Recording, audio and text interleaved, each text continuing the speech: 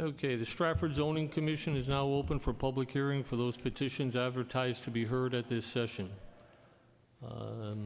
Be noted that Ms. Manis will be sitting in for Ms. Phillips as the alternate filling in for the regular member. I wish to announce that should any items on tonight's agenda take more time than anticipated, this public hearing may conclude at 11 p.m. and be continued to another date, which will be established at that time. Any items not heard by 11 p.m. tonight will be heard at the continued public hearing.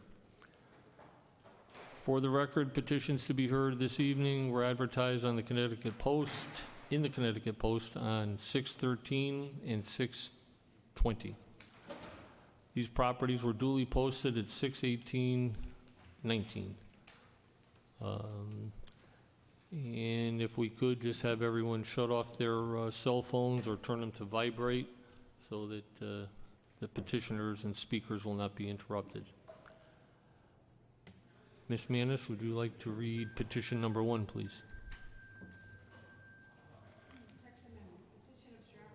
Linda, can you turn the mic? Text amendment. Petition of Stratford Zoning Commission seeking to extend the moratorium and methadone clinic by amending, I don't know if that's, is it 6.8, 3.3? 3.3. Oh, 3.3.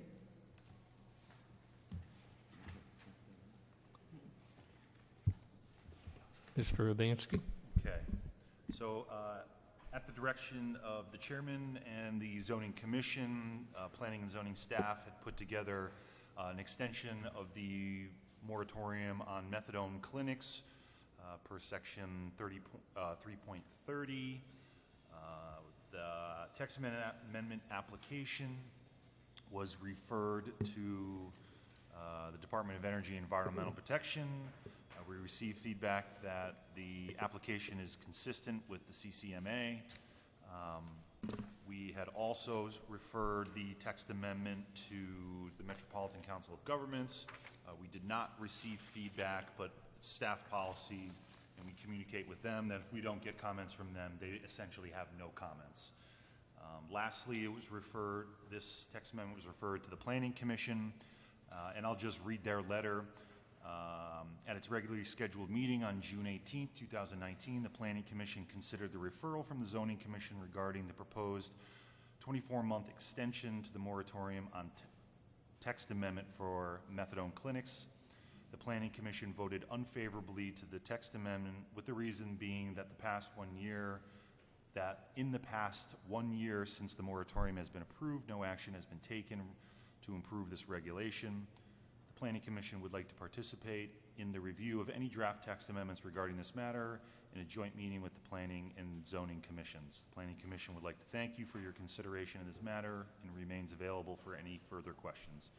And I just want to make sure that the Zoning Commission tonight knows that if the Zoning Commission decides to vote in the affirmative to approve this text amendment, because of the unfavorable recommendation, it's going to require a supermajority 4-to-1 vote to approve. Anything less than that is a denial.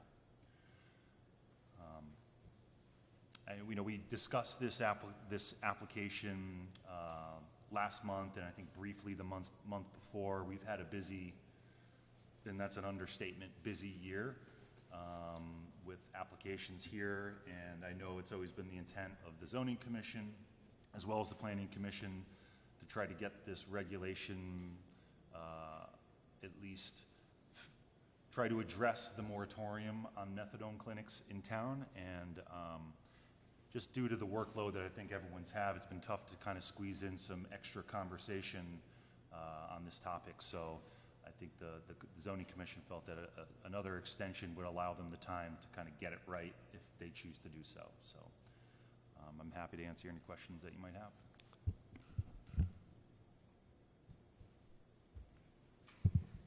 Any questions, gentlemen? Linda? Okay. Seeing none, is a motion to table this, or just? For or against. Oh. Anybody like to speak in favor of this petition? Anyone in favor? Anyone against? Anyone against? Seeing none, I'll entertain a motion to close. By Mr. Vacola, second by Ms. Manis. All those in favor say aye. Opposed? So moved. Mr. Solhavy, can you read petition number 2, please? Petition number 2, 50-104 East Main Street and 25-65 Sydney Street. Petition of Erstad Biddle Properties Incorporated seeking special case and site plan review approvals to modify the previous plan of an approval to construct a 2,460 square foot restaurant with a drive-through in a CAMA zone. Coastal site plan review and erosion control applications have also been submitted.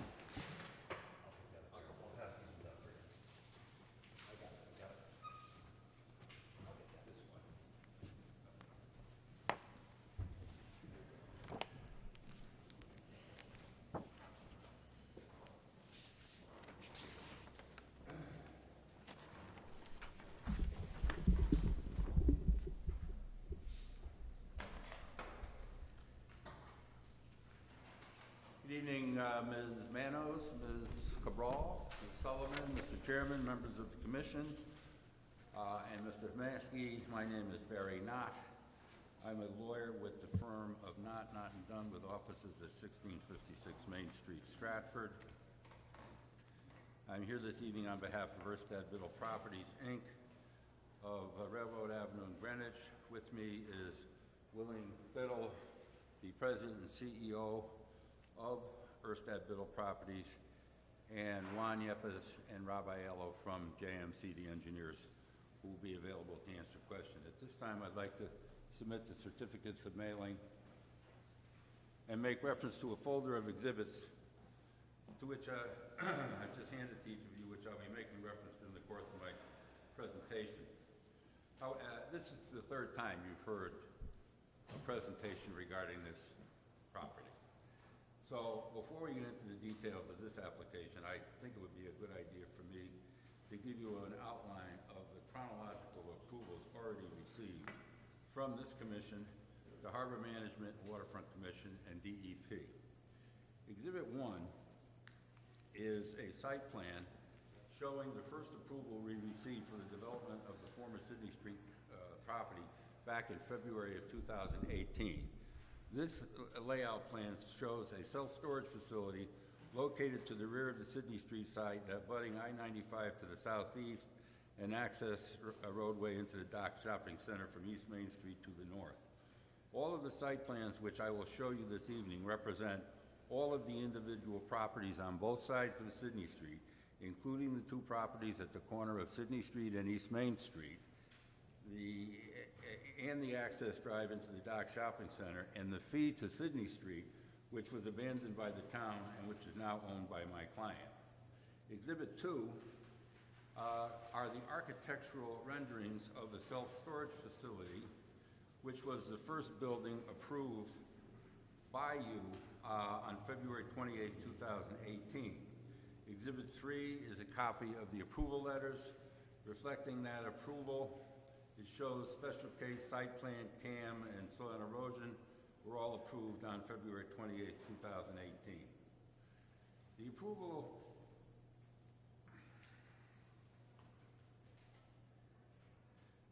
of this project as it currently stands was achieved in 2 phases. Phase 1 was the approval of the self-storage facility referenced above, which I just showed you. Phase 2 is the approval of a 6,860 square foot commercial building on the parcel, which is located at the corner of East Main Street and Access Road into the Dock Shopping Center, where the old abandoned gas station was on East Main Street. It also shows a proposed 2,000 square foot Starbucks restaurant with a drive-up window located on the parcel, which is located on the southeast corner of East Main Street and Sydney Street near I-95.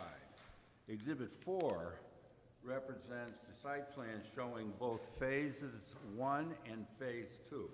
Phase 1 being the self-storage facility, and phase 2 being the Starbucks and the 6,800 square foot retail facility. Now, exhibits 5 and 6 are the architectural renderings which I submitted in September of 2018, which shows the Starbucks building and the retail, 6,800 square foot retail center. And these applications were approved by you on September 26, 2018. And Exhibit 7 is a copy of the approval letters from Jay reflecting those approvals. So, what are we looking for tonight? By the way, if Exhibits 4, 5, 6, and 7, those three exhibits represent what we have approval to do as of now. So we've got approval to develop this whole site as reflected in Exhibits 4, 5, 6, and 7. That is with the Starbucks and a 6,800 square foot retail facility and a self-storage facility. But tonight's petition is an application for a special case approval allowing for the modification of the previously approved site plan showing the 130,000 square foot self-storage facility, the 2,000 square foot restaurant, Starbucks with a drive-through, and the 6,860 square foot retail building. A CAM application and an erosion and sediment control application, all providing for the construction of those facilities. Tonight's modification is to replace the 6,860 square foot retail building with a 2,460 square foot Chipotle restaurant with drive-through access pursuant to Section 7.1.7.1 of the zoning regulations and an 800-foot retail space. Now, Exhibit 8 is the layout plan with the applications being heard tonight, which show the replacement of the retail facility with the Chipotle. And this is a site plan that I submitted with the application back in the end of May or whenever it was when I submitted this application. This was what we were looking for. Now, in the meantime, we've had some comments from Chipotle, and we've had some comments from the Architectural Review Board. And Exhibit 9 is a slightly revised site plan reflecting changes requested by the Chipotle architects and Stratford's new Architectural Review Board. It has to do primarily with landscaping on the East and Main Street side of the parking lot in front of the two restaurants, and I'll have Mr. Biddle explain that to you in a minute. So this resulted from the Architectural Review Board hearing that we went to last week and Chipotle's architects wanting some tweaks. Exhibit 10 is a color rendering of the architectural plans associated with what we are proposing tonight. So if this application is approved, this is what it's going to look like, with the two restaurants in the front and the self-storage in the rear. Now, Exhibit 11 are the architectural renderings of the proposed Chipotle restaurant. And Exhibit 12 are the architectural drawings of the proposed floor plan and exterior elevation of the Chipotle restaurant and the 800 square foot retail space. I mentioned a few minutes ago the Stratford's new Architectural Review Board. As you may know, by ordinance dated September 14, 2009, the Stratford Town Council created an Architectural Review Board consisting of 5 members nominated by the mayor and approved by a majority of the Town Council. Unfortunately, or fortunately, as the case may be, no members were appointed to this board until late 2018, and on April 11, 2019, the Architectural Review Board adopted commercial design guidelines to be used by the ARB in reviewing applications for commercial signs. This application, which you have before you tonight, is the first application that's ever gone to the Architectural Review Board for review. And we met with them on June 13th. We explained the project to them, and as a result of which, ARB made certain recommendations to be considered by you in your deliberations regarding applications that you hear. Those recommendations are contained in a letter dated June 17th, 2018 from the town planner to Chairman Fredette. Exhibit 13 is a copy of that letter. Now, it's important for you to note that the ARB does not have any jurisdictional authority over you. In other words, they can make recommendations. However, if they deny an application, that denial is not binding on this commission. They're simply recommendations that you're supposed to listen to. In any event, we'd meet with them. They had some ideas, and that last exhibit, that last colored site plan reflects the changes that we made. And at this time, I want to introduce Wayne Biddle, who will talk to you about the Architectural Review Board recommendations, which we've reflected on those plans, some of which are problematic. Good evening. Thank you, Mr. Knott. So I wanted to draw your attention to this plan, which the color landscaped plan. It's easiest for me to walk you through that. The Architectural Review Board was primarily concerned about three. Just so we're all in, that's page number 10, Yeah, Mr. this Knott's. is Exhibit 10. Exhibit 10, That thank you. Mr. Knott passed around. The Architectural Review Board was primarily concerned about the median, the grass median along East Main Street. And they had two requests in that area.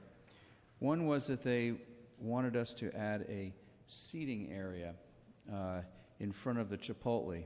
And that's what you see is the lighter colored area with three benches here. We have a final lease with Chipotle, and they have to approve all site plan modifications from this point forward. And I've run this by them. They're concerned, and we're concerned, that no one will sit in this area. The Architectural Review Board thought that it would be a good idea to have a place that people who are meandering through the neighborhood could stop and sit. We feel that while there are sidewalks along here, there are no neighbors really to walk their dog or what have you. What we would much prefer to do is to just convert that area into more of a garden area. And I think that's kind of what the Architectural Review Board was getting at also. It was sort of, could it be a seating area in a garden? And it sort of morphed into a seating area. We'd like to just keep it a nice garden area. We're going to have two nice sycamore trees on either side of it, and we would make this, a perennial type garden in that area. We're just concerned that it could become a place where people would hang out and not the kind of people that Chipotle want to have hanging out in front of their restaurant. So that's one modification we would like to make. The other modification is, you'll notice in front of the Starbucks, there have been two parking spaces converted into landscaped islands. The Architectural Review Board's, I think it is item 3, just says they would like this to become landscaped medians in the parking lot.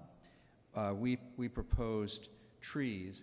Starbucks has an actual signed lease. I ran this by them today, and they were very much opposed to having trees in those islands because of visibility, but they're perfectly fine if we have a nice landscaped, relatively low landscaped area in those areas. So that's what we would like to do. This plan you're seeing shows trees there, but we'd like to have the ability to just have low perennials or something like that. The third item was the color of the building. The Architectural Review Board felt that the current design of the building, which is a light gray, sort of metal facade, it's actually panels, but it appears like metal, would be too dreary in the winter, and that the masonry split face block on the lower level of a darker gray was also too dreary, and they asked us to come up with an alternate color scheme. And what we would like to propose on that is that we're we're in the process now of starting to bid the construction for the storage building, and there may be alternates that are brought in by contractors in value engineering the project, where you have different type of panel systems, different types of split-face masonry block, and these are things that need to be seen in the field to make a decision, not just off of a brochure or something. So we would like to be able to come back to the town, perhaps to Mr. Hemansky or some other individual for final approval of the color scheme before we implement it. We're perfectly happy to make, a change from the color. So those are the three things I wanted to address. Thank you, Whit. Okay. Do you want any input now, or do you want? Yeah, sure. Okay. I personally, on the seating on the East Main Street landscaping part there, that are they dead set against any seating or just at that location?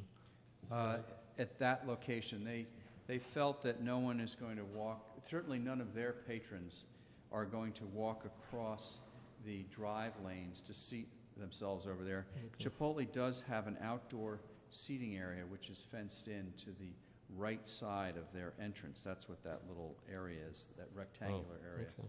That'll have about, I think, 8 tables there. Okay. They feel that's adequate.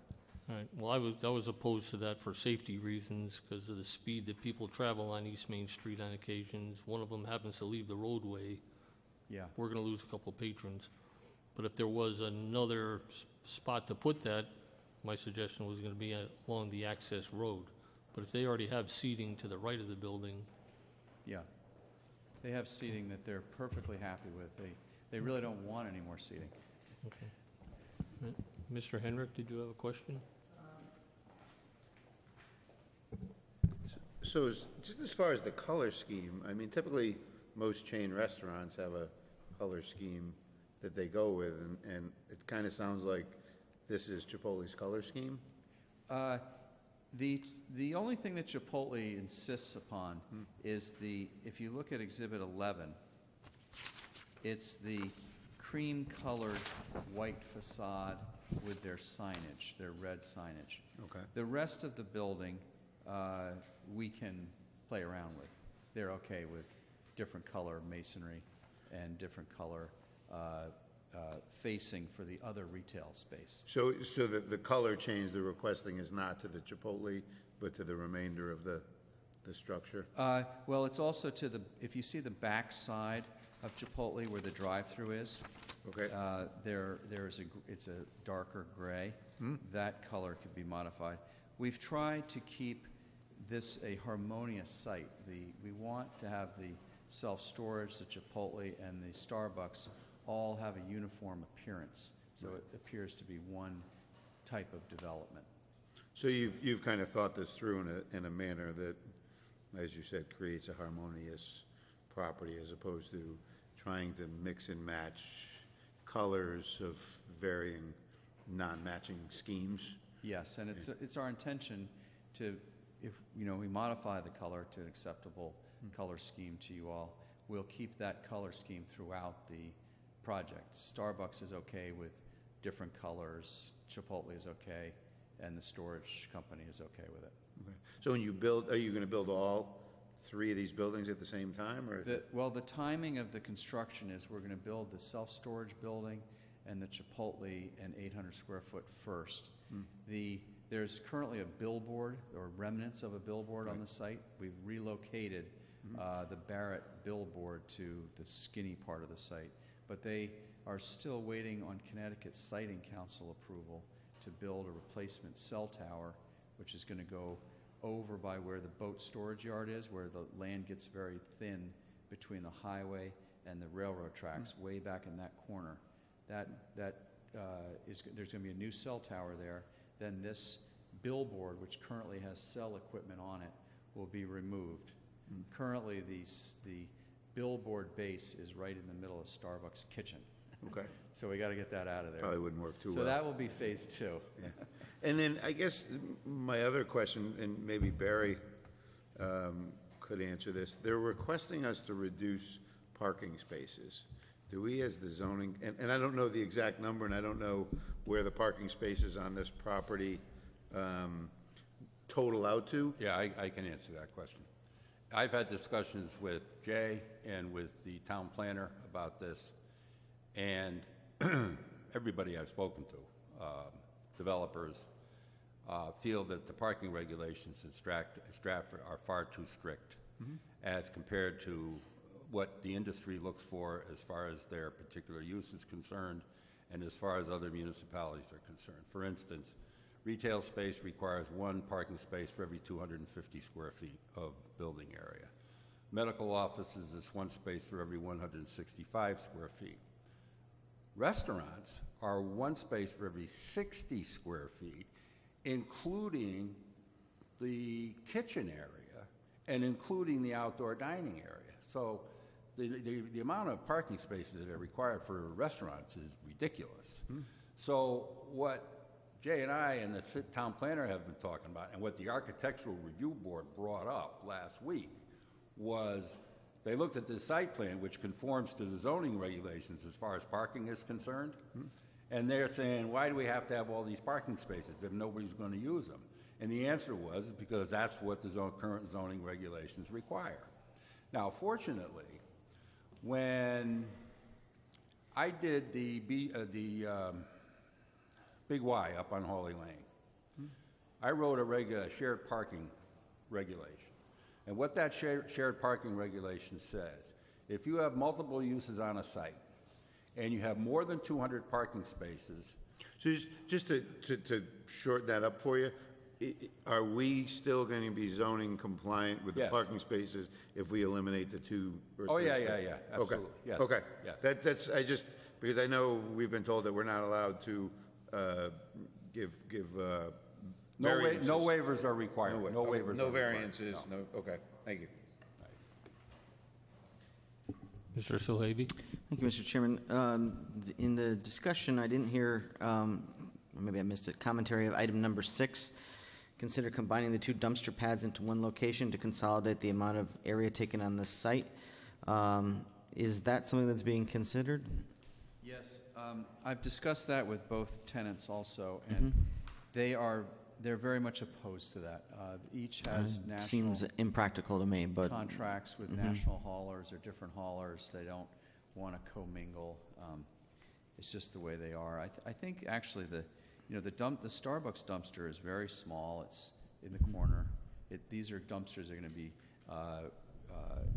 masonry dumpsters with enclosures on the front, so you're not going to be looking at a garbage can or a garbage, or a dumpster. And same thing with the Chipotle. So they didn't want to go along with that. okay. Thank you. Should I proceed, Mr. Chairman? Just one quick question on the dumpster thing that Mr. Sohaby just brought up. The 2 pads that are over by Chipotle, are they going to be shared, or is there another pad that's going to be for?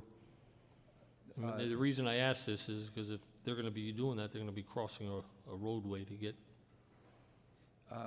The dumpster enclosure for Chipotle is across the exit lane from the drive-through. Do you see that? You can sort of see. There's Yeah, but my orange question tree. was, is Starbucks going to be sharing that one also? No, They're gonna have their those own? will be, there's a larger enclosure there, and there'll be a dumpster or garbage can for Chipotle, and there'll be one for the other tenant next to them. And then Starbucks will have its own dumpster all the way down, kind of right up against I-95, you can see, with 3 little trees between it Okay. and I-95. Okay. So, wasn't sure, but I agree. Okay. Thank Mr. Henrik has one more. Are you going to touch on the Architectural Review Board's recommendations more, or should we? No, if you want to address that now. Okay. I do have some more to say, but not about that. Okay. So, looking at these other ones, it talks about, we might as well go through them all. Item number 2 talks about beautifying the front portion with landscaping, soft to the edge, or whatever. Interesting enclosures. It looks like you've got a good bit of landscaping already on the, Yeah, and we've added, when we went before them, there were going to be no trees in the landscaped area between the Chipotle building and East Main Street. We've added 2 trees, and we're going to add nice sycamore trees there, and then we're going to add this garden area in that area. And then along, as we discussed earlier, we're going to add those 2 landscaped islands in front of Starbucks. We just won't put trees there. I didn't want to mislead the board by this plan that shows trees. right. And the orange-looking trees, were those existing trees, or those? No, everything on the site right now is completely devoid of all life. Okay. It will be, this is all. No, I mean, when I say existing, I'm sorry, were they trees that were Oh, yes. The rest existing of on the- your site plan prior to? Yes, the rest of the trees were all there. They were just really concerned about the median along East Main Street. And I think we've addressed certainly their item number 2 by those changes. Okay. And we addressed item 3 by those are the islands we've added. We've talked about the color scheme, number 4. 5 was a little bit out of left field. They wanted us to paint. They wanted us to paint murals on this building, like big art murals. And while that might be very lovely, I don't know who to get to paint a mural. If anyone's got a muralist that won't You cost probably got to go to like $300,000. Santa Fe, New Mexico to bring somebody up, because it seems to be like an architectural scheme out there. We can't comply with that. I don't know how we would make. I would be concerned. This is a 60-foot high building. I don't know how we would maintain it. It would peel. It would just become Michelangelo did a it. nightmare. Yeah. We talked about item 6, the dumpster pads. We will have a paint color that is long-lasting, and those were the comments. Thank you. Just to let you know that I also sit on the Arts Commission, and it was recommended to us to talk to you about a mural on there, but at another time. We'll bounce it around. Okay, thank you. If you recall, when the when the self-storage facility got approved, we did agree to put a Welcome to Stratford sign on the roof of that building. It's still in And place, Mr. right? Fredette's face. And my picture? And your picture. Thank you. Exactly. Appreciate that. So finally, I want to discuss the special case approval criteria set forth in section 20.2.1. The proposed use shall be in conformance with all requirements of the district in which it's located. Here we are talking about a permitted use in a zone in which the proposed use is located. The location, size, and intensity of such use shall be compatible and harmonious in relation to the size of the property and neighborhood development. Here we have structures which are permitted uses in the light industrial commercial zones in which they are located. They are adjacent to an existing shopping center and railroad tracks on one side and I-95 on the other side. It is certainly compatible in relation to the neighborhood development. The purpose shall be in conformance with the town plan of development. Certainly permitted commercial uses in a commercial zone is consistent with the town plan of development. The design, location, and specific details shall not adversely affect safety in the street nor increase traffic congestion in the area or interfere with the pattern of highway circulation. A self-storage facility is one of the least intensive traffic generators in existence today. You can see this from section 12.5.12 of our zoning regulations, which only require 1 parking space for every 5,000 square feet of gross floor area for a self-storage facility, as opposed to 1 for 250 for retail, 1 per 165 for medical, and 1 per 60 for restaurants. You also have a situation here where egress from the self-storage facility and the shopping center is onto the access way that leads into the Dock Shopping Center from East Main Street, and that access way is controlled by a light at the corner of the access way and East Main Street. Additionally, the retail area is designed to be in full compliance with all zoning and parking standards set forth in our zoning regulations. Absolutely no variances have been requested in order to design this proposed development. The emission of noise, light, smoke, odor, gas, dust, or vibration shall not affect land, water, or air quality. Certainly, there is no more benign or quiet use of a property than a self-storage facility and a 2,400 square foot Chipotle restaurant and a 2,000 square foot Starbucks restaurant. The proposed use shall not adversely affect the tax valuation of neighboring properties. Here we have a situation where a whole neighborhood, Sydney Street, has been completely razed, and modern commercial structures are proposed to be constructed to replace that blight. With the exception of the so-called Walmart Home Depot shopping center across the street, my client owns all of the abutting properties. The tax valuation of neighboring properties will only increase as a result of this proposal.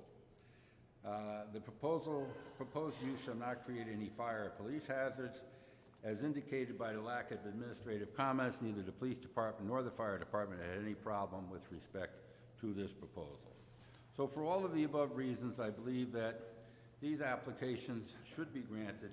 There is no downside component to these applications. A blighted condition has been removed from the neighborhood, and a significantly valuable commercial development will replace it, adding to what is already a very successful shopping center. Thank you for your attention. Mr. Solhavy? Thank you, Mr. Chairman. Just two questions. One, when we were discussing the Architectural Review Board's comments, I just happened to see the second page, and maybe I had missed this. So the drive-through is not a typical drive-through. Chipotle's is not typical. I was going to say, I've never seen one like that. So this is really just a pickup. There's no ordering in place and then going on to that. You can order. There is an order board, but Okay. the way Chipotle does their ordering now, you have a Chipotle app. Mm-hmm. You order on your app, and you work out what time you're going to pick up your food. Mm-hmm. They give you suggestions. If that's acceptable, you accept it. And then you arrive and you pick up at the window at that time. So in theory and in practice, this reduces the backup of traffic as people are coming and not waiting. Yeah. And but you can order. You can just drive up without your app and order from the menu board. I don't know the exact percentage, but it's Yeah, we'll have to see how that's I going to think work. it's like Got a little confusion. 75% Yeah. are using their app. Okay. It's much less frustrating and it's quicker. Yeah. Thank you. And Mr. Nutt, one last question. And this is a doozy. I'm just going to warn you. On item 11, Knott's Landing. Well, Knott's Landing. I mean, poor Mr. Sidney's name's been ripped off the map. We're going to call it Knott's Landing. we figured that we had to add a little class to the shop. That's all I can say about that, Mr. I thought that's what my picture was doing on top of the social. Well, I think I just moved over to undecided on this project. We got to think about this one. Thank you, Mr. Knott. I can just address that. We actually call this project Knott's Landing, and it's going to always be known as Knott's Landing in deference to Mr. Knott, who's been our attorney up here for years, and our appreciation for everything that he's done for us and the town of Stratford. And the fact that he's figured out a way to turn Sydney Street into something that's we all can be proud of. Okay, And they ran out of space now. we'll just ignore the regulation that says to have a building named after a former elected official, you have to be dead. We'll have to, yeah. We don't want to kill him yet. No, we don't want to do that. Thank you, Mr. Chairman. Anyone else with any other questions? Anybody who would like to speak in favor of this petition? Anyone in favor? Anyone in opposition? Anyone seeing none? Make a motion to close by Mr. Solhavy, second by Ms. Manis. All those in favor say aye. Aye. Opposed? So moved. And we will move right into our administrative session.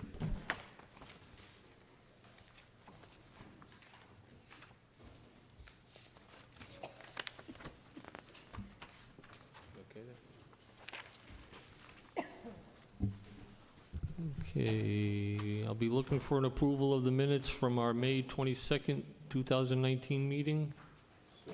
Motion by Mr. Hendrick, second by Mr. Vacola. All those in favor say aye.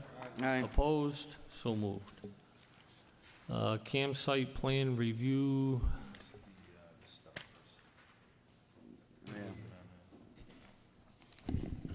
Should we take the text amendment off the table? Yeah, we could try. Okay, I'll make that motion. Why not? I missed a page. Okay. Mr. Sohavi. Can we make a motion to take text amendment off the table, amending section 3.30? A motion by Mr. Solhavy. Do I have a second? By Mr. Vacola. All those in favor say aye. Aye. Opposed? Okay, Mr. Solhavy. Mr. Chairman, I move that we adopt the text amendment. Okay, we have a motion to adopt the text amendment. Second by Mr. Hendrick. Any discussion on the matter? I just want to concur with the remarks made by Mr. Hibansky that we've had quite a year. I'm sure how many affordable housing applications we've gone with, but it's been some of the very important business that the commission has in front of it. Obviously, we do need to address it at some point. I appreciate the Planning Commission's willingness to work with us on it. And maybe we can move forward, but for the time being, let's give ourselves time to make sure that we deal with it appropriately. So for that reason, I think we should continue the moratorium. Okay. The proposed text appears to be consistent with the 2013 Plan of Conservation Development for the following reasons. Land use and zoning, page 4, POCD. Update the town of Stratford zoning code to reflect the future land use plan that will provide for increased development opportunities in appropriate areas. Protect the character of neighborhoods, maintain the town's important waterfront and open spaces. A, the amended regulation is consistent with the POCD action step. 2, to simplify the zoning code to increase its usefulness and understandability, the amended regulation fulfills the POCD objective. Okay, with any further discussion on the matter, all those in favor say aye. Aye. Opposed? So moved. Passes 5-0. Mr. Chairman. Hold on, we gotta open that. Okay. We need to open that back up. Do we have to? Vote to reconsider The, condition for the expiration. We have the do you want to do Sydney Street first? Knott's Landing first? Sorry. Well, I just have more to read in on this particular one, that's all, on the Okay. text amendment. So, do you need to reconsider the text amendment? Yes. Oh, I thought you were talking about the other thing. Okay. No. the date of effectiveness. We have to set the date of effectiveness. Very well. Then I move to immediately reconsider our vote on the text amendment. Okay. Motion by Mr. Solhavy, second by Mr. Hendrick. All those in favor say aye. Aye. Opposed? 5-0. The commission should consider approving the subject text amendment with the following recommendations. As a condition of approval, the commission should state on the record, the approved text amendment shall become effective once the decision has been noticed and after the 15-day appeal period expires. Regarding the reason for the decision, the commission should state on the record the proposed text amendment and consistent with the town Stratford's 2013 Plan of Conservation and Development and administrative staff comments. How long is this going for? I mean, is it 1 year, 2 year moratorium, or is it just The moratorium was 24 months, 2 years. 2 years? Okay. Anytime we make a text amendment, we always have to state that it's consistent with the Plan of Conservation and Development and then set the date that it becomes effective. Okay. So it's 24 months and 15 days from now, is that correct? So 15 days from the date of publication. It'll Okay. go into the paper next week, Mm-hmm. and then it will become effective 15 days after that date of publication, leaving no window open. So the Which I motion think- to be made would be to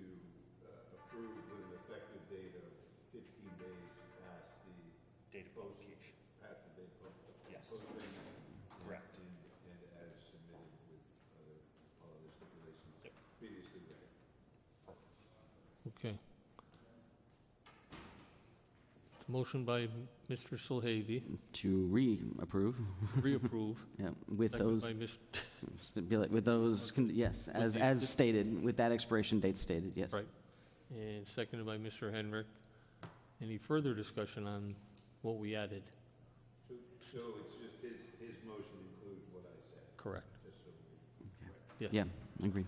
All those in favor say aye. Aye. Opposed? 5-0. Thanks. Okay. Anybody like to take anything to do with Sydney Street? Mr. Chairman, I move that we take 50-104 East Main Street and 25-65 Sydney Street off the table. Motion by Mr. Solhavy, second by Ms. Manis. All those in favor say aye. Aye. Opposed? 5-0. Okay. Mr. Chairman, I move that we approve 50-104 East Main Street and 25-65 Sydney Street. Okay, we have a motion by, Right. And do that, with, do that. okay, so let me make sure I get this straight. So I move that the approval include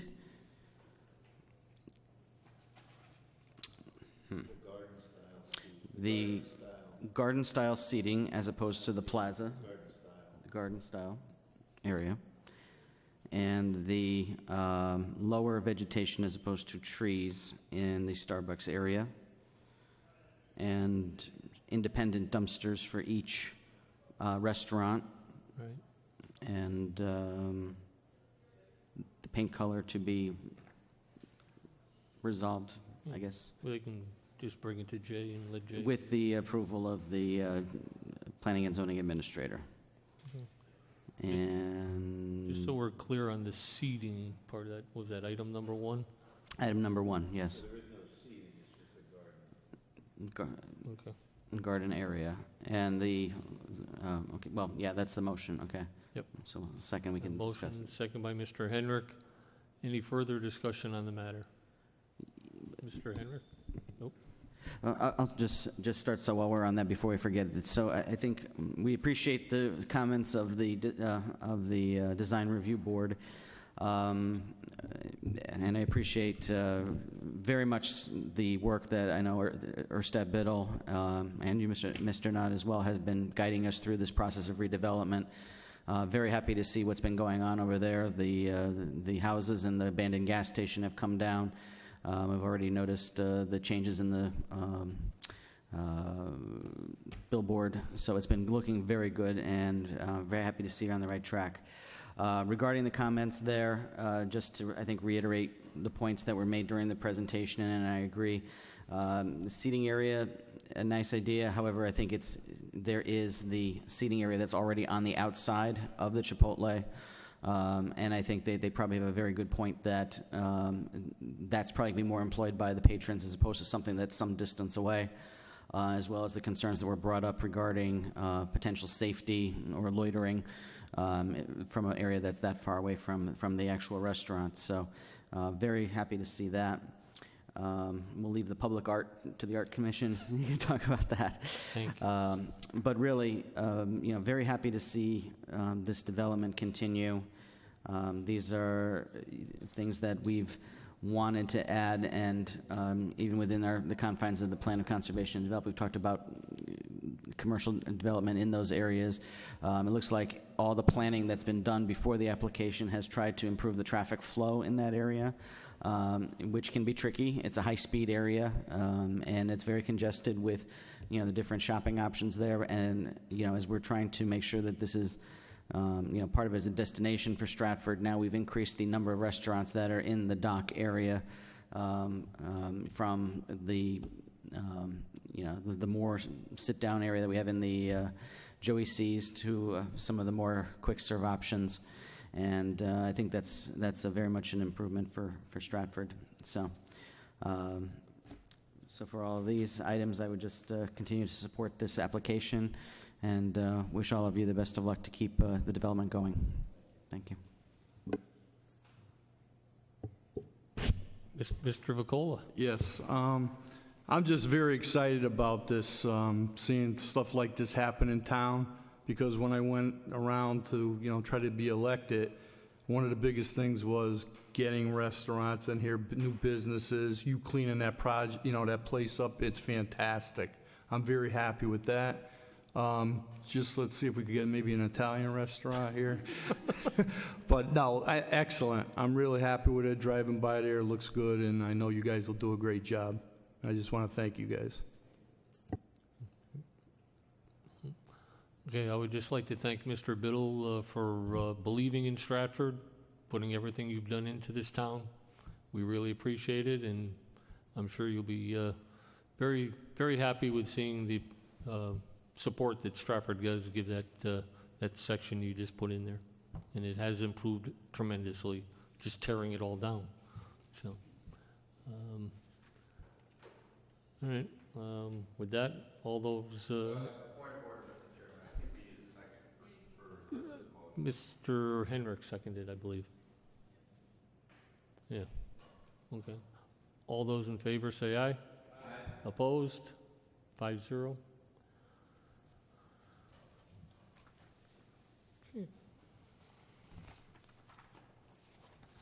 Okay, we've already approved the minutes. We'll move to the campsite plan review for 318 Orchard Street, Shoreline.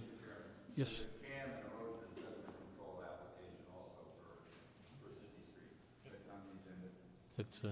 That's next. Hey, just because you get a shopping center named after you, you know?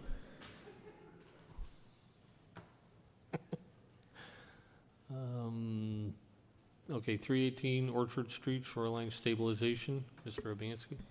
Okay, thank you, Mr. Chairman. This was on the agenda last month, and the Zoning Commission was waiting for some updated feedback from the environmental analyst, Mr. Goucher from DEEP. The applicant had submitted some revised plans. Mr. Goucher at DEEP still had some concerns about some change in elevations. You'll see an email and a set of plans that I believe were, or an email set in front of everyone with a set of revised plans. Mr. Ryder, who represents the applicant, had done all the, he works for Land Tech, Civil Engineering. He dropped off a revised plan incorporating all of Mr. Goucher's comments and recommendations here for the record. And as long as Mr. Goucher's satisfied, I'm satisfied. And this is a dual jurisdictional area, so we do have to listen in part to what the Department of Energy and Environmental Protection has to say. So with that, given that Mr. Goucher had no negative comments, and essentially this is a restoration, this is fixing something that the applicant had done incorrectly, and it appears to have addressed all the state's concerns. So I would recommend this restoration plan for approval.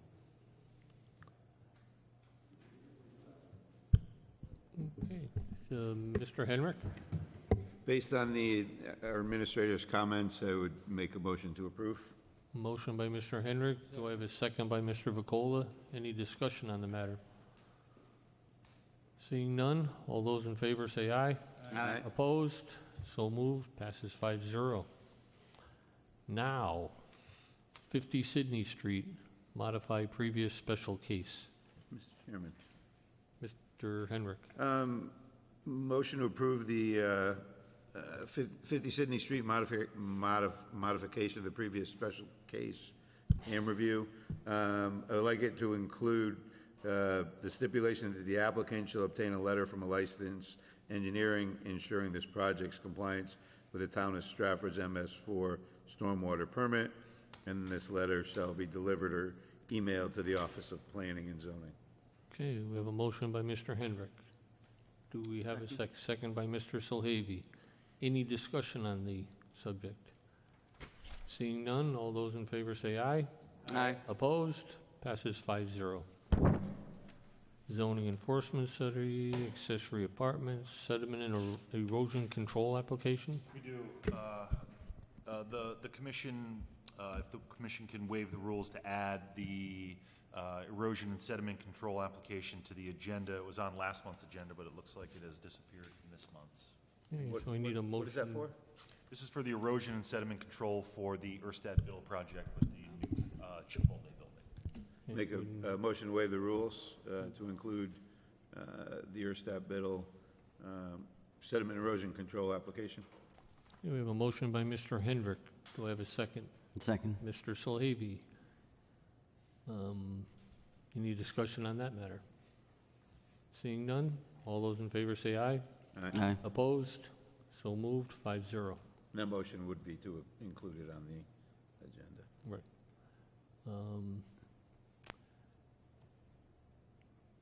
Now, Well, and the now, sediment, yeah. now the actual Mhm. motion to approve the sediment and erosion. I'll make a motion to approve the sediment and erosion control Right. Motion plan by for the Mr. property. Motion by Mr. Solhavy. Do I have a second? By Ms. Manis. Any discussion on that? Seeing none? Can Oh. you give us some Feedback? details? Yep, I would just Have to recommend, look at one. recommendations. this is similar to the erosion sediment controls that were approved previously, as Mr. Nod suggested. I would just recommend that the zoning commission, given that we have had some dust issues with some of the site work going on at the site, that all one, that we stipulate the standard conditions of approval for an erosion and sediment control, that the zoning enforcement officer, and this is the most important part, the zoning enforcement officer gets notified when the erosion and controls are up prior to any site work happening. Okay. Okay, I will accept that as my amendment to include that, as stated by Mr. Pansky. Yeah, what he said. What he said, yeah, that the zoning enforcement officer shall. Well, that'll be all included in Mr. Solhavy's motion. Do I have a second? Mr. Vacola. Now, any further discussion on that? Seeing none, all those in favor say aye. Aye. Opposed? So moved, 5-0. Thank you very much. Planning projects, other items? Okay, 170 Orinoco Lane. Make a motion to adjourn. That would work too. Yeah, right? Yeah. You think they'd at least put on like some... Yeah, I know. Should have mentioned that to Mr. Knott next time. That might be inappropriate. Well, he's killing the show. All right, what I'm going to require here is a reconsideration of last month's vote on 170 Orinoco Lane to allow Mr. Owen to present his side of the discussion.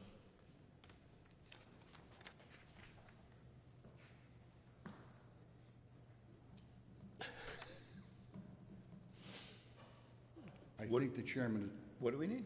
We need Test one. We need somebody to make a motion to reconsider our vote from last month Well, to allow Mr. Owen to present his side of the discussion. He never had an opportunity to speak last month.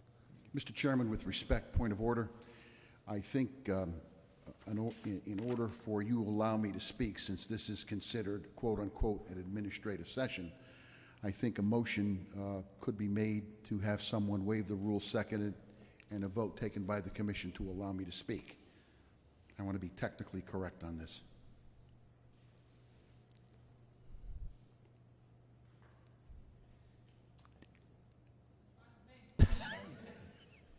If it's fine by her, it's fine by me. What the hell did he say? motion to waive the rules to allow Motion. you to speak?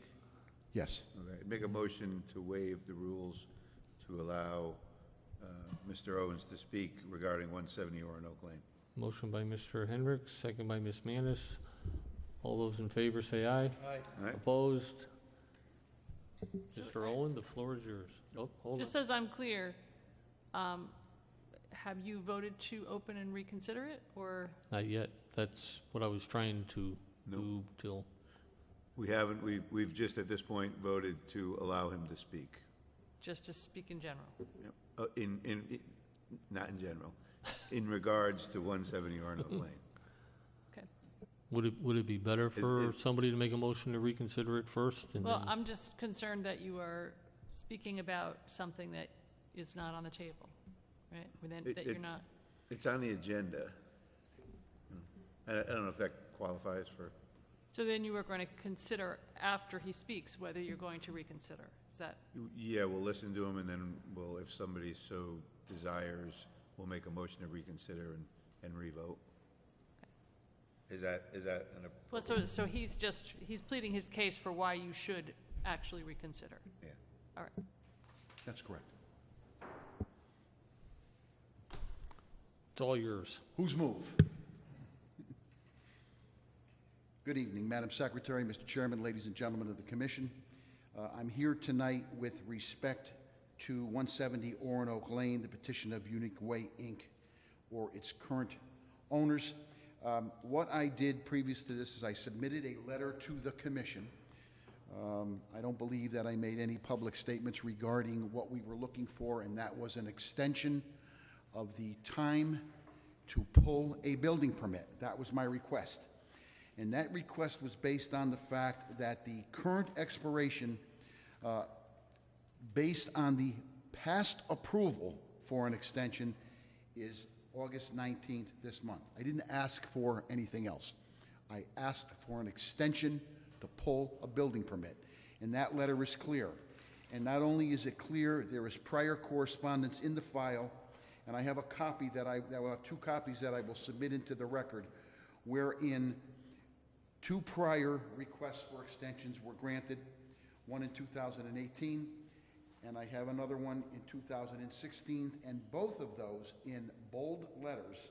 One is signed by our current planning administrator, Jay Habansky. The other is signed, actually they're both signed by our current zoning administrator, Jay Habansky, and it says the last sentence: the new deadline to obtain a building permit for this project is August 19, 2019. Now, I assume, and I can only assume, and my assumption could be wrong, in that the discussion got into a mismatch based on a subsequent petition which included part of this property wherein the Commission heard a petition for an affordable housing project that doglegged to James Farm Road. I'm sure you will recall that. I believe there were 2 nights of hearings. Ultimately, the Commission denied that particular request.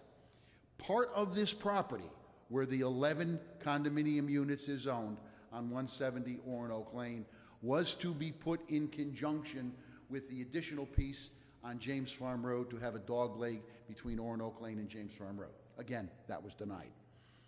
Reference was made in the denial letter that we received from the Commission that, based on the fact that, quote unquote, there was wetlands discovered on this property, and that was number 1 on the denial letter. In fact, I submitted with my request a copy of the current wetlands permit on this 170 Oronoque Lane, which is in full force and effect until late 2020. So there was an erroneous conclusion, respectfully, by this Commission, a member, certain members, it doesn't make any difference which, that was part of the basis for them denying the request. The other issue which was discussed was that, based on the fact that the developer had, since it's received its original approvals in 2013, has not embarked on developing the property.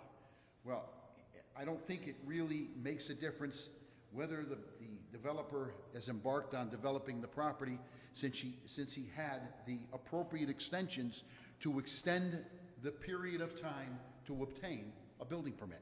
Now, in our opinion, that time for obtaining a building permit doesn't expire until August of this year, 19th of this year. Third, and probably more importantly, the applicant has failed to submit their final plans, which was required as a condition of the approval of 2013. My simple answer, which is not smart aleck, we are way beyond that date. Our request was to pull a building permit.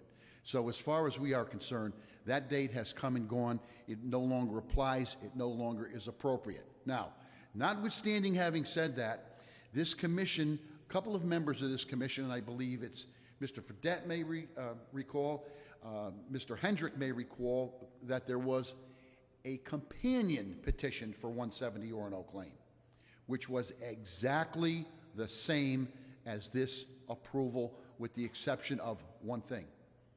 That first petition was for an age-restricted community. Since there was no market at that point for an age-restricted community, I came in and submitted a brand-new application, same plans, same layout, same everything, and asked the commission to lift the age restriction.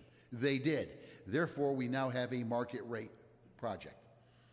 In reviewing the files in Mr. Hibansky's office, with him sitting there, going back and forth between files, it can be argued that some of the material that is contained in the age-restricted file should be in the market rate file. Some of the market rate information should be in the age-restricted file. There was a final approval granted specifically, and I can see the letter in the file, and Mr. Hibansky can agree with it, on the age-restricted project. And one of the main concerns at that point, and one of the main concerns in obtaining final approval on the market rate project, came from Mr. Hendrick. He wanted to make sure that there was appropriate landscaping and netting on that back property line because it abuts part of the Oronoque Country Golf Course. I don't remember what hole or what fairway it was. To argue that we have lost approval entirely, I think, is a wrong thing to do. I think that the board should reconsider that it should grant us, I'm saying it wrong, we have, in our opinion, at least to August 19th to pull a building permit on this project. We've asked the board to extend that beyond August 19th. The board can say, no thank you, you've had plenty of time, you have August 19th to pull your building permit. At that point in time, you are left on your own. The board can turn around and say, we are not going to reconsider this, our decision is our decision, which I feel is the wrong thing for the board to do. It kills the entire project, and I don't think it should be killed based on what was done, and what we feel is the legal and accurate thing to do is to at least withdraw your final, your former denial for an extension and killing the project. The third thing that I think, and I say this respect, what I think at some point in time, and I hope very soon, the town will look into a case and the law governing approvals and extensions and so forth. And I'm going to read something brief out of the land use law and practice book. It's 50.11 for Attorney Sullivan's reference. And I'm going to read something to you, and I think is very important. When a special permit, which this is, a special permit, a special case, a special exception, each town calls it something different, but it applies the same. When a special permit is issued by the zoning commission or other agency designated in the zoning regulations, it remains valid indefinitely, since the use allowed under it is a permitted use subject to the conditions of the regulations. The special exception runs, a special case runs with the land and is not personal with the initial property owner, which is confirmed by the provision in 8-3D of special exceptions. They are not effective until they recorded on the Stratford land records. The agency, and this is the important language, cannot put an expiration date and require renewal of special permits or special exceptions, because that automatically would turn a permitted use into an illegal use after the same time period has expired. And I point that out to you, and I think what will buttress that is every time we file an application for a special case or a zoning petition or a variance, we submit 2 or 3 checks to the town of Stratford. One of those checks is required to record the actual approval on the land records. In this particular instance, this particular application was heard, granted, and recorded on the Stratford land records in book 3673, page 143, and it was recorded 2 days after the approval. Now, why does the town do that? So it shows, so that the world can see that there is a special permit granted, that there is a specific zoning nuance, that there was a specific approval that runs with the land. Now, I'm not asking you to interpret the law. I'm not telling you that it is 100% correct or 100% incorrect, and I'm not going to use that as my argument tonight, total argument. However, that is something you can take into consideration here. Now, and I say that because, and I will end my presentation. It was either in 2011, 12, or it could have been 2013. This issue came up once before, but it was limited to Board of Zoning Appeal approvals. And I think Mr. Fredette will recall this because he was on the Board of Zoning Appeals at that time. When a petition was granted for a variance, at the end of each letter, it says the same thing that a zoning letter would say. If a permit, or if you do not meet the requirements within a period of 18 months, you lose your approval. We took that to court. The court knocked out that particular section, and Gary Lawrenson at the time, I believe it was Gary, I don't think it was Mr. Habansky, took that out of the zoning regulation. That case, where it got knocked out entirely, where you can't put a time restriction on, the argument used is the same law and the same information in part that I just gave you here. So at some point, the board ought to look at that in order to conform with state statute. State statute trumps town regulations when it comes to something like this. With that, I respectfully request that the board reconsider. And if you just want to say you have until August 19th of this year to pull your building permit. If you say you're going to give me 2 or 3 more months to get that building permit, I would appreciate it. But for you to kill the project the way it was killed, I think is wrong.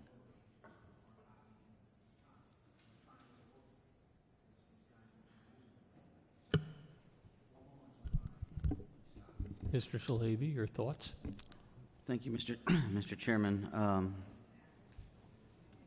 Let's start with, in listening to your presentation and in reading over what we have in front of us, I can understand where some of the issue arose. So let's try to talk this through, and I'll ask the town attorney to guide me through my analysis. Okay?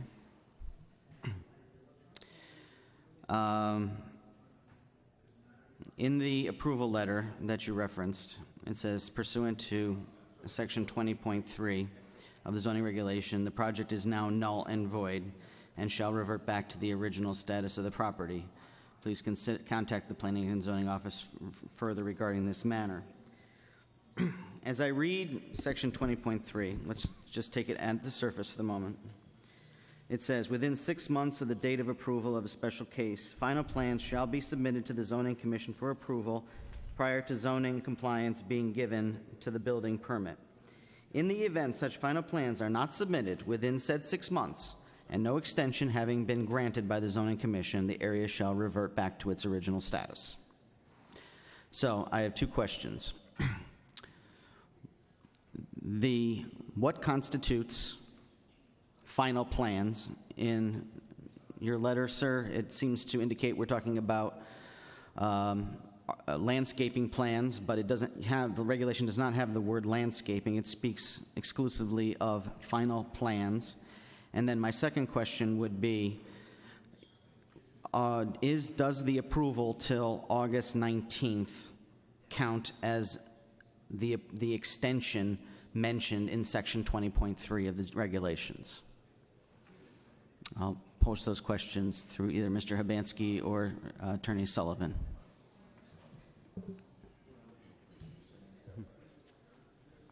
It seems to me that the regulation that was in effect at the time allowed people to submit final plans after they had an approval. I'm not sure how that practically worked, because if you have a special permit that's supposed to run with the land, but you don't really know what it is, what then happens to the special permit when the 6 months goes by? So I guess I don't know how you've dealt with that in the past, but there needs to be you know, I mean, what is the special permit if it doesn't have final plans associated with it? Is it just a use on the property? I mean, I don't know how that's been dealt with in the past, but that would be my question, or my thought. If I might, Madam, if you do not submit your final plans, quote unquote, within that 6-month period, you can ask the commission through correspondence to grant an additional extension. And that was done at least twice, maybe 3 times on this development. That's what brought us to August 19th, 2020, this year. Now, 2019. I'm sorry, Yeah. 19. I apologize. Don't hold me to that mistake, please. I will not, sir. Thank you. Don't worry about it. My argument is we are beyond it. And the reason why I feel we are beyond it is, I know it's self-serving to say this, but I distinctly remember that a majority of the questions coming from the commission at that time, and I'm not going to pick on Mr. Hendrick, but I'm going to say that he had a majority of the questions at that point in time, and his major concern was the landscaping, and that's why we submitted a landscaping plan for final approval. Now, that landscaping plan, I will admit, was not found in the file for the market rate development. It was in the file for the age restricted, but it's the same plan, the exact same project without the age restriction. That was the only thing that I recall. Now, I will tell you, I went further, and I didn't want to be this long, but I think it's important. Back in the day, prior to the council or the commission acting a quote-unquote new rule, which I thought maybe they did, the administrative sessions would be held in room 213. Correct, sir. There was no video. There may have been tapes. There may have been notes. I looked for those in the archives, and quite frankly, I could not put my hands on those, nor could I put my hands on the notes or the tapes for the age-restricted community. Now, they exist. First, I were told they were in the town clerk's office. Then I was told they were in the town attorney's office. Then I asked Mr. Hibansky. I think I asked Mr. Hibansky first, and he directed me to those 2 different departments. Couldn't find them. Don't know where they are. So you can go on what I'm saying to you. You can discount what I'm saying to you, but I believe we're beyond the point of final plans, because the requests all along were made to pull a building permit and grant it. So we're asking for an extension to pull the building permit. And as I previously said, you can say yes or you can say no. You've got until the 19th of August to pull it. Mr. Baines, can you? Yes, thank you, Commissioner Slahavy. Just to answer your first question, you know, I'd been working with Mr. Owen, and in his second letter for the Zoning Commission to reconsider point 3, he states that the applicant has not failed to submit their final plans, and as he articulated here, he maybe believes that the final plans for this market rate project may have gotten mixed into the other files. But each project, the age restricted and this market rate, each had an separate approval letter, each with separate conditions of approval. So for that second project, the one that we're reconsidering, the market rate, there were various conditions of approval, and the final one requires final plans be submitted within 6 months, not for a landscaping plan. Final plans shall show the details of the building materials, landscaping plan, lighting, netting, stormwater management, and all identified comments by the zoning commission and town departments. So certainly possible that things get mixed in 2 different files when people are looking at them.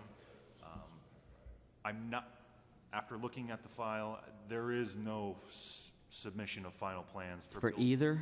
No, for the market rate that we're talking about. Okay, but there is for the age restricted.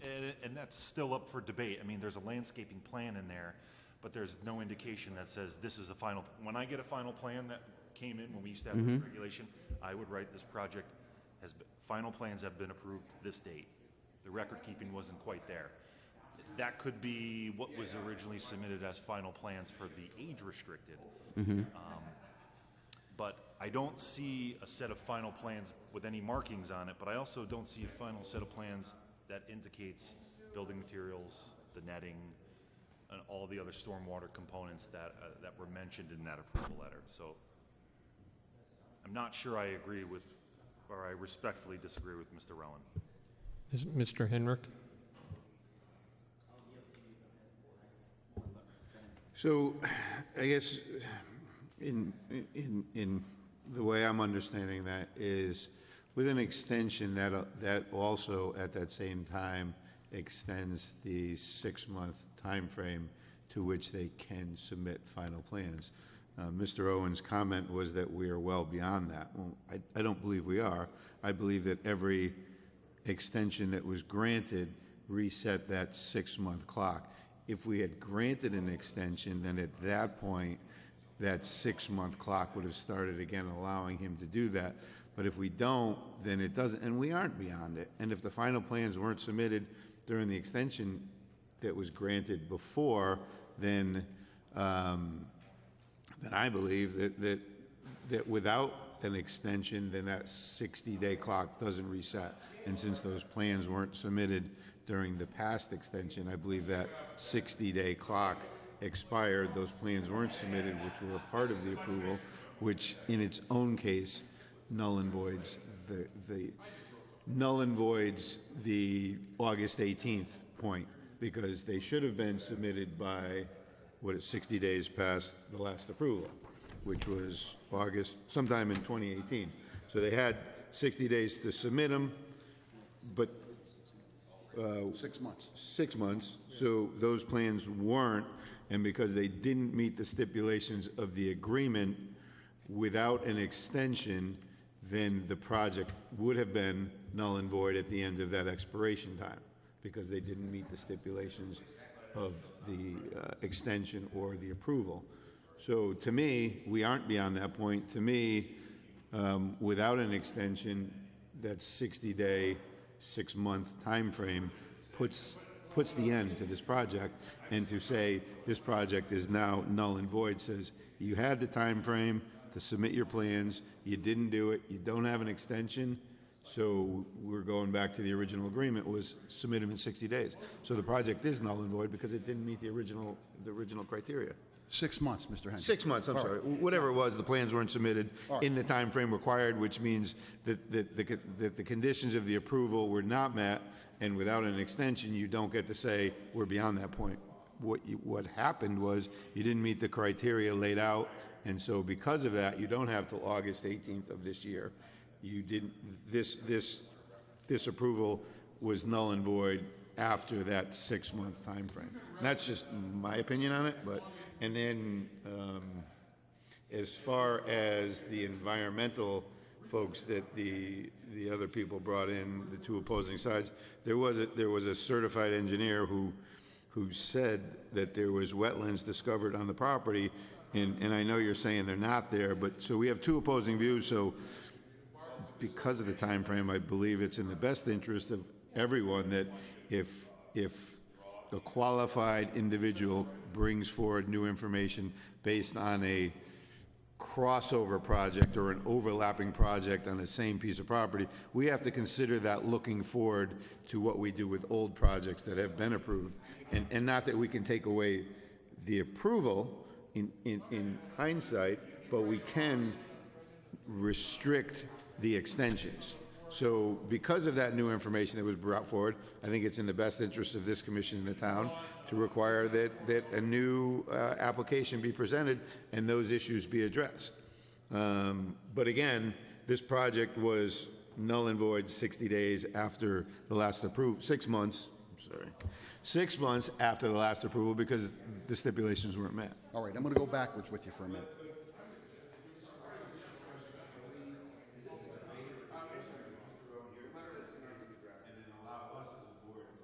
And then allow us as a board to debate what it is he's brought forward.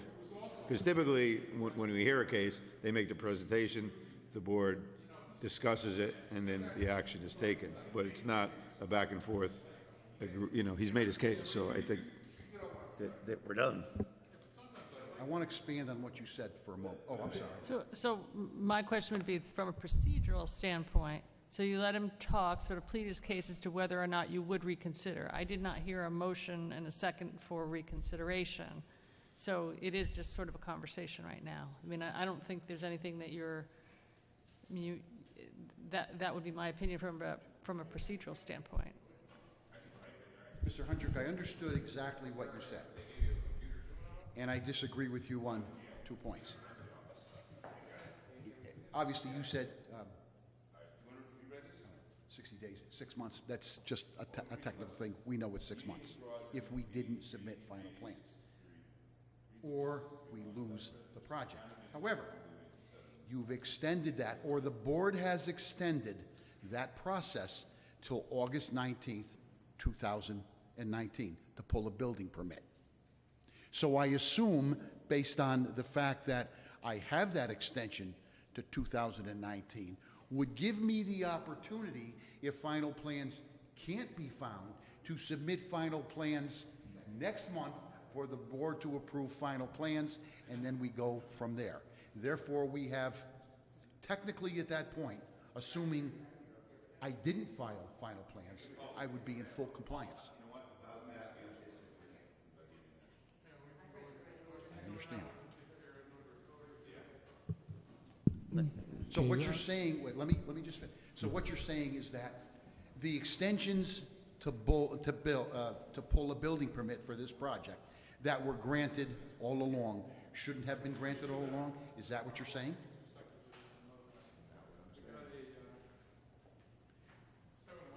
And I will say it again. If I have the extensions to pull a building permit, that grants me inherently the time to submit final plans. That's point number one. Point number two, there was no credible evidence that there was wetlands on this property. There was evidence that there was an upland review issue on the Orinoco Country Club, which had nothing to do with this property. That has a full wetlands permit. Anyway. Mr. Chairman? Mr. Solhavy? So I'm, based on the dialogue here, I have another question. So is there a deficiency in the regulation? So does that mean, based on this, that no matter what extension is granted, in actuality, it's no more than 6 months, because if they don't submit the plans, they can't actually go beyond that? No? Well, first of all, this regulation is no longer in the zoning regulations.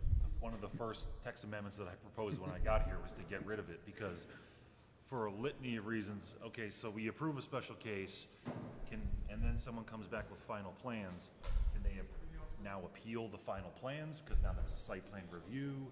We're opening up new appeals of windows, and many other reasons that the zoning commission decided that we would get rid of final plans, final plan review, and then essentially require applicants to come showing all their cards, the entire project, the landscaping, the lighting, everything, a full project for you folks to be able to review. So 20.3 is not in effect right now? For final plans, the requirement to pull a building permit within 18 months is still within the zoning, is still in their zoning regulations. The applicant, though, does not have to come back with final plans. They have to come to you the first time with their final plans, essentially. So was it in effect at the time of the extension?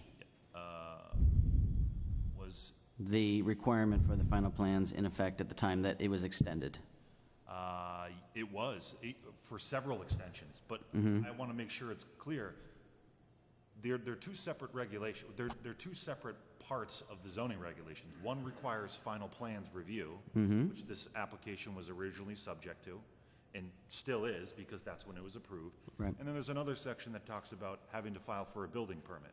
An extension to file a building permit is not an extension to submit final plans, in my opinion. Those are two separate requests.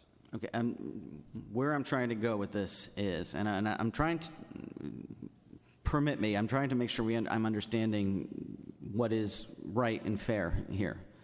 So, if the what I'm curious to is that the requirement to submit within 6 months, was that requirement in force at the last approval, the one at the time that the approval till August 19th or August of 2019 was granted? Because if it was, then we need to determine if is that requirement grandfathered in it, or does that now go away? You can double check with Attorney Sullivan, but if the regulation is in effect at the time of the approval, that's what follows. Whether it helps the applicant or is in opposite, or hurts the applicant, it applies going forward. And I'll let Attorney Sullivan. Please. I think that's correct.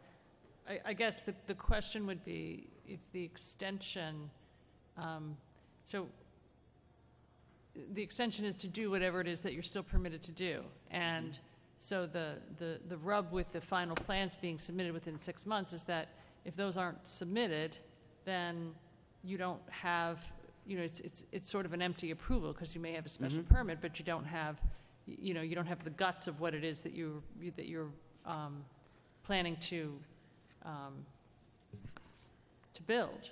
So I think it was probably to the advantage of the developer, because they didn't have to pay to put together the final plans before they had, at least an approval in general, So, but it isn't in the regulations now. So I suppose the best case for, you have to make a decision as to whether you think that the extension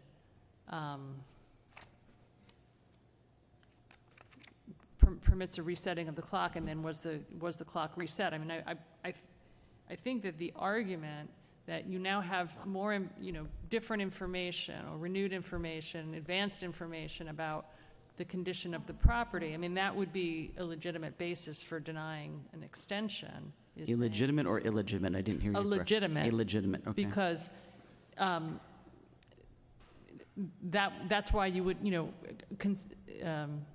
considering an extension, would it be automatic, or would you be considering it? And if you're considering it and the circumstances have changed, then that would be a legitimate basis for denying a further extension. They can always come back with an application.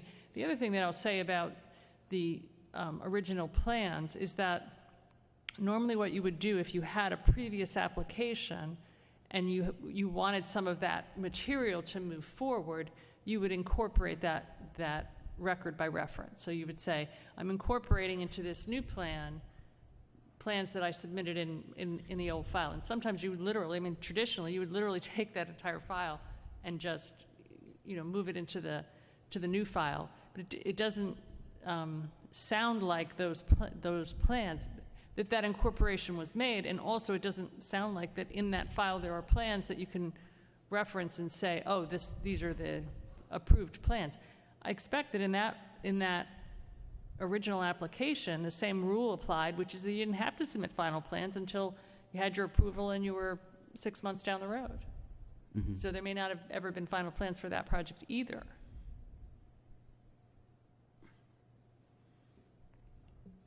I don't understand what you said. I do. I disagree with one thing you said, though. The quote-unquote new information for this 170 Oronoque Lane is not new information for this project. It was quote-unquote supposedly new information for another project, in part to be performed if it was approved. However, that project was denied. There are no wetlands on this property, and we have a wetlands permit because we are in the upland review area. So to use that criteria that someone came up and made a statement that we discovered wetlands on the golf course has nothing to do with the current situation on 170 Oronoque Lane. So I think the commission has the discretion to determine what information they're going to use when they're faced with the request for an extension. And I think part of the reason why that was brought was to illustrate the fact that the approval had been done so long ago that information changed, situations have changed, that, and quite frankly, commissioners changed, and to allow for another extension on something that the current board had not knowledge of would be problematic. So I don't think it was to say that that was a disqualifier, because it was not at a certain point. Well, it's not known. I mean, it was an allegation, needed to be investigated, but it was saying that, you know, here's an illustration of that things had changed that from the time that it had been done. So If you want to say that we have approval to August 17th or 19th of 2019, that gives us the ability to pull a permit, then you could deny an extension, an additional period of time for the extension. And as I previously said, during that time, if we can't find final plans or we don't have final plans, I say we still have the opportunity to submit them, because our time period does not expire until August 19th. And I don't know what else to say. we take a 5-minute recess, Mr. Chairman. So be it.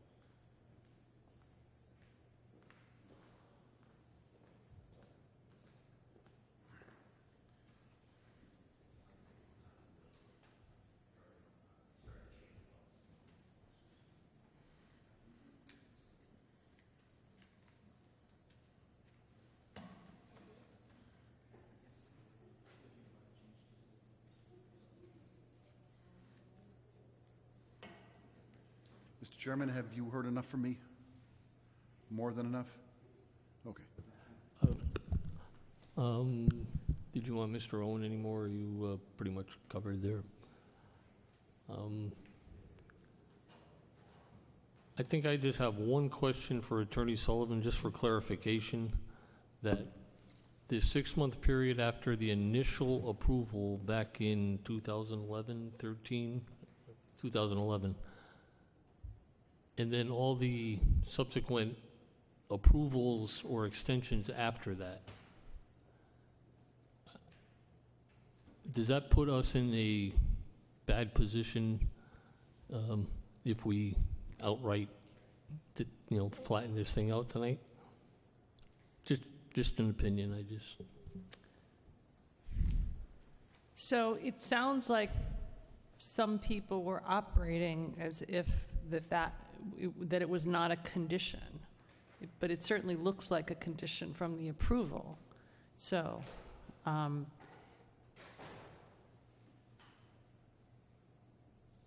can understand, though, how it would seem a little bit empty to say you have an extension of the permit, but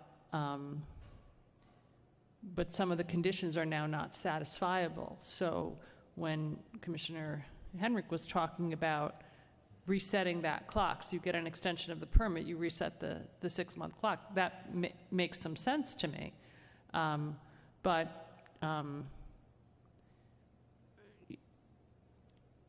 I defend the decisions that you make.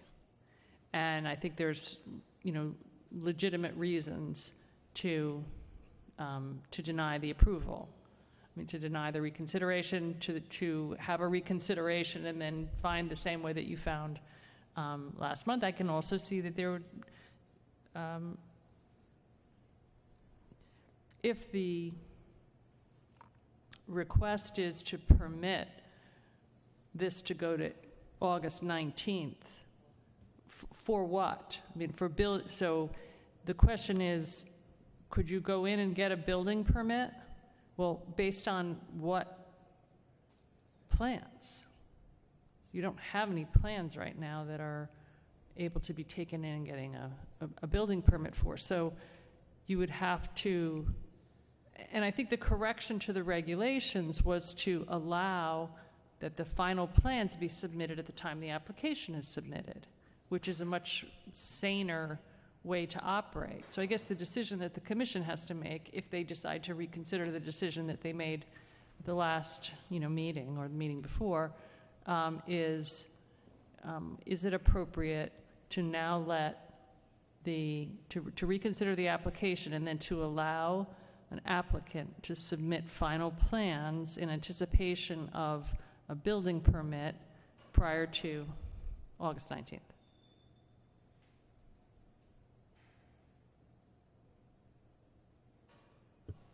Okay. Mr. So I think one of the points made is that, the extension is on the approval. There are stipulations to it. And so if we say, well, this whole submit, and they did, they had an extra 6 months, which a current applicant doesn't have to do that, which time frame wasn't met. But if we're going to chop off, let's give them an extension, but let's whack that one off. That's silly. Well, then now what do we whack off any landscaping plans? Do we whack off? Well, they approved 18 houses, but you know what? They gave us an extension, so now we're going to make it 20 because the requirements of that approval were there, and they all have to leapfrog forward in whole. And if they want us to remove some of those, then they have to resubmit the case and have it heard again, and have us remove some of those. So, but that never happened. And even if there's a process where we could do that on the fly, that never happened either. It was never asked, hey, you know what? How about if we just don't give you guys final plans? We're just going to go forward and, screw that thing. It's not important to us, so why should we bother? Because we're past that point. Well, to me, that's not a good enough argument because we're not past that point. And that's a, and I won't say a roadblock, but that's That's a point that we put in place to ensure things were done properly, and those things weren't done. And nowadays, they have to do it before the application is, or when the application is submitted. You know, whether that's good or bad, I don't know. It's money they got to expend on the hopes that we approve it, which, you know, for a developer kind of sucks, but for the town, it's probably, you know, it protects the town's interests. So, but I can't see saying, you know, we're just going to get rid of that one because, meh. The time passed. Who cares? Nobody said anything. Mr. Solhavy? Yeah, Mr. Chairman, it seems like there's been multiple failures here, multiple gateways that have come through. So basically, the last extension was issued on January the 9th of 2018. It appears that all of the conditions that we were speaking of conditions were still in effect at that point, which would, 6 months, you know, that brings you to what, June, July of 2018. So we're almost a year past that right now. And while it appears, I think the situation that was mentioned is indeed true, where yet the permit is there, but what would you pull a permit on? Because it has then lapsed for over a year. So, and I think the point Commissioner Henrik makes is well spoken, that, you know, we put these in place, these guidelines in place to ensure that things do move forward in an orderly process. It's not arbitrary. These are the guidelines that have been made, that every other applicant has followed, and for us to you know, look the other way, you know, sets now, it could be a precedent-setting action for there. So it is probably in the best interest of this commission not to reconsider and to let our decision of May 22nd stand. Okay.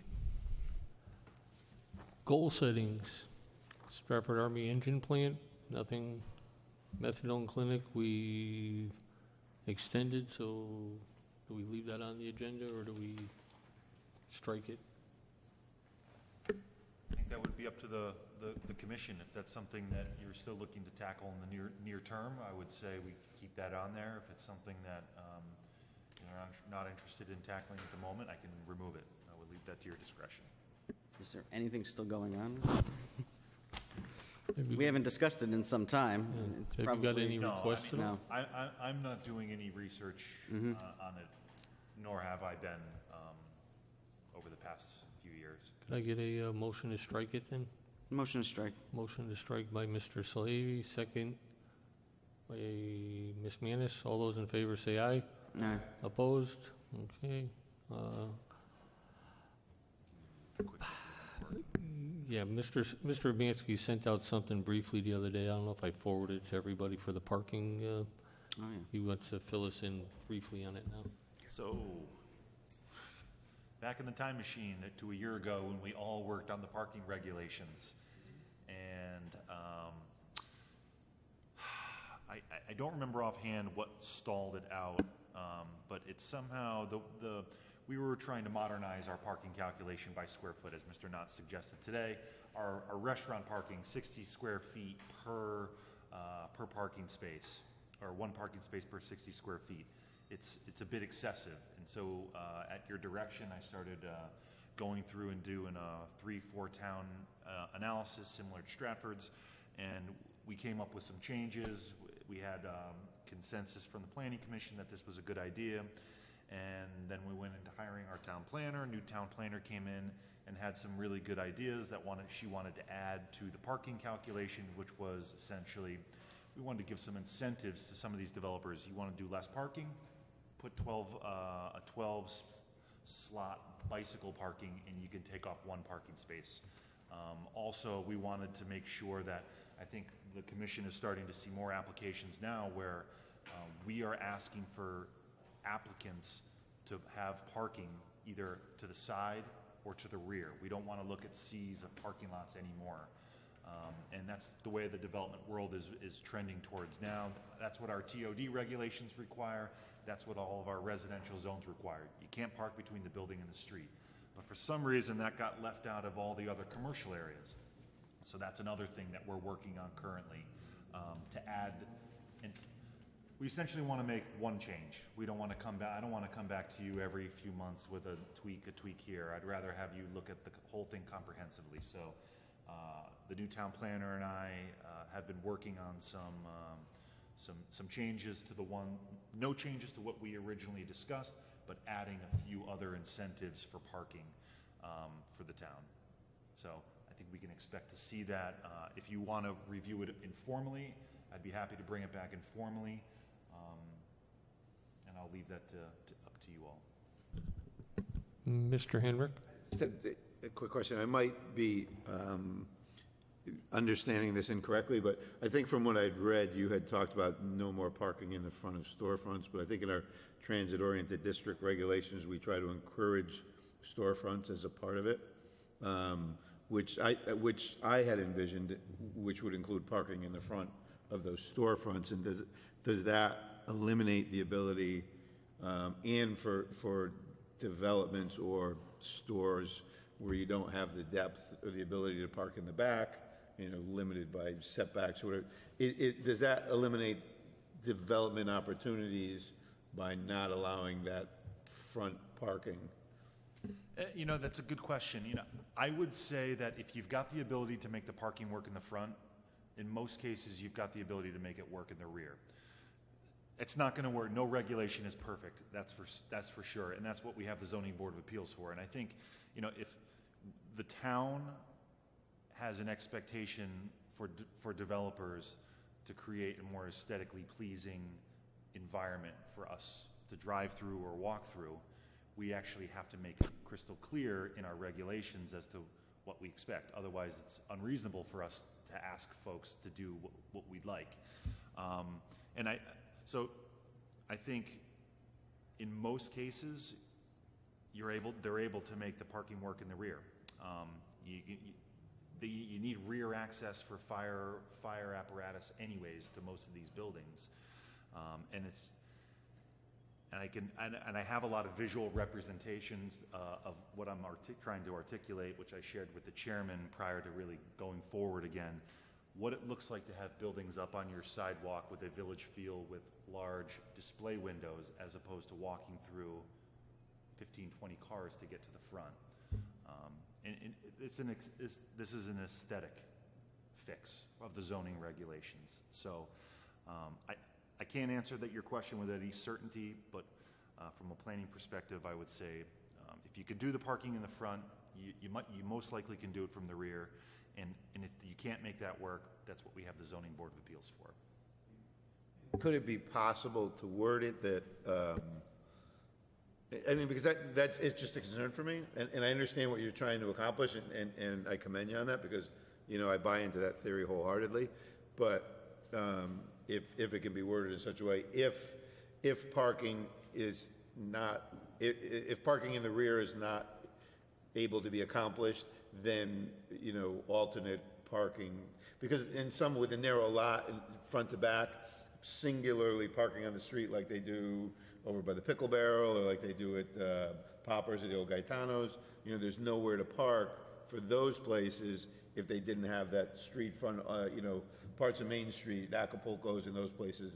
That was something. There is other parking behind, but I would just, and again, I just to end it, but that's just my only concern, and if somehow that could be addressed, that'd be Sure. awesome. Yeah. And I just want to make sure they can still park on the street. There's just no parking lots. Their parking lot cannot be between the street and the building.